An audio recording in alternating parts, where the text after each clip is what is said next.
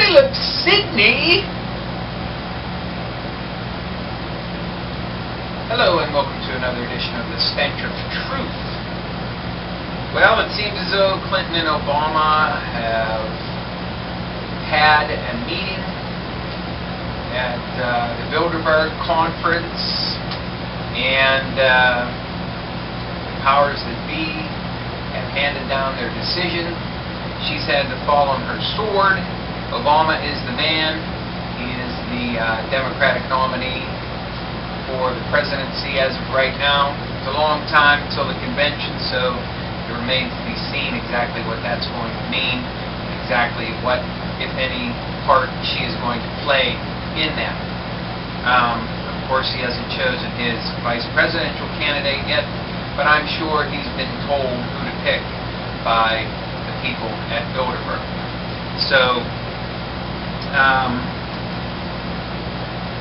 she has also announced that she's given up her campaign entirely, and she is throwing her support behind Obama.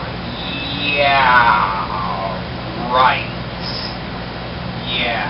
Well, if you remember, there were a lot of people in Florida disenfranchised by the whole electoral process that went on down there. A lot of the Democrats have already said that if Obama is the Democratic candidate, that they'll vote for McCain rather than vote for him. I'm sure that sentiment is true around the country for a lot of people, especially women, I'm sure,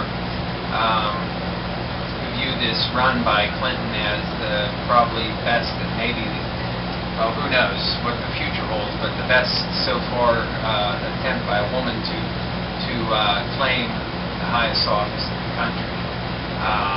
So there are a great many people disappointed. Not me, because I don't want her as president,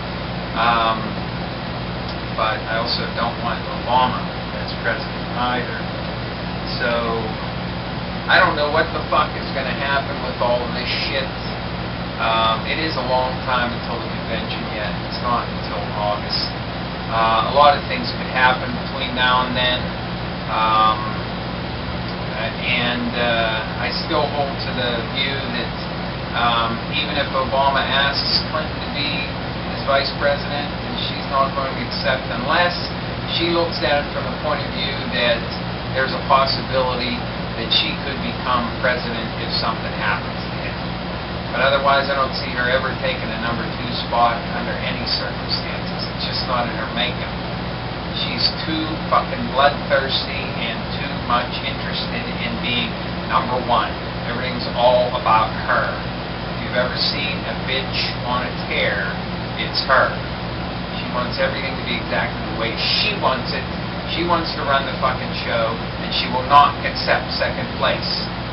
Now, if she picks it, it's only with a fervent wish that she's able to take over Obama's term in office because of something happening to him. I see also that gas finally has gone over $4 a gallon nationwide on average, and this is the first time ever for it to reach that point. And I have only this to say: what the fuck, and will it ever end? Apparently, energy prices are going to continue to climb through the roof because there is no good answer for what's going on.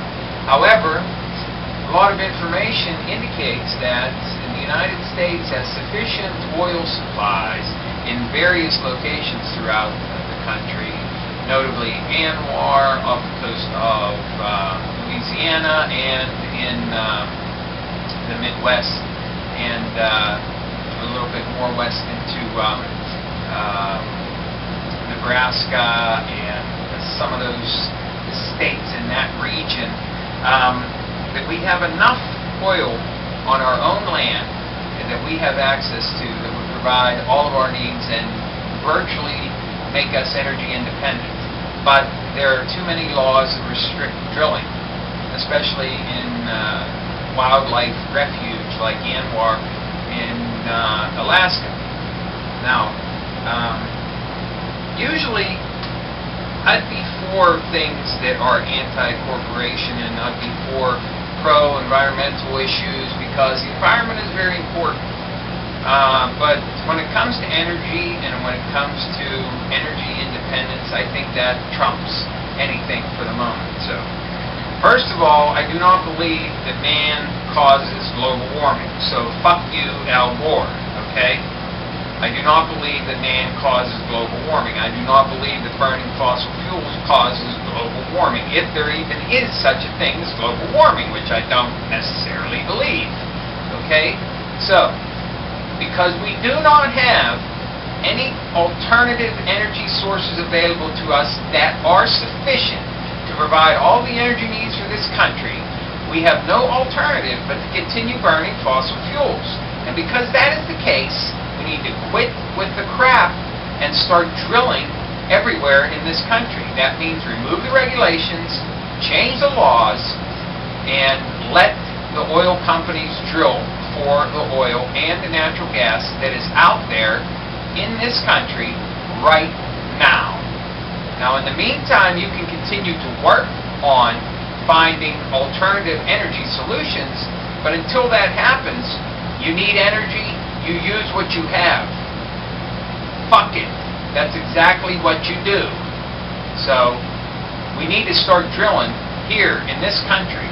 That means get rid of the fucking regulations and let the oil companies do it.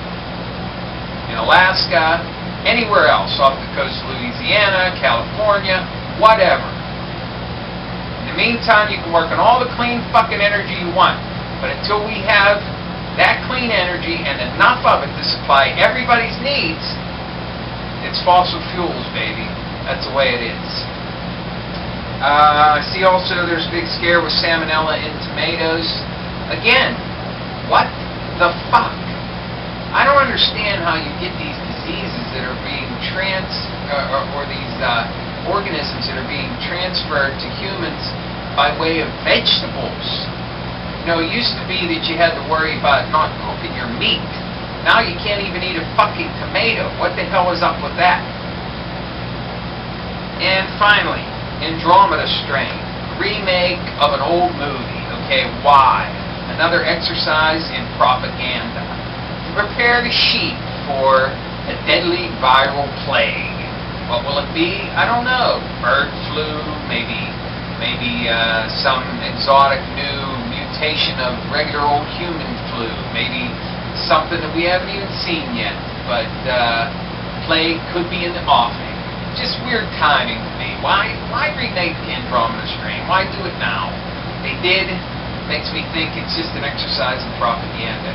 Prepare the sheep for whatever's coming, whatever new plague they got planned or is already in the fucking works. So that's the way I see it. Thanks.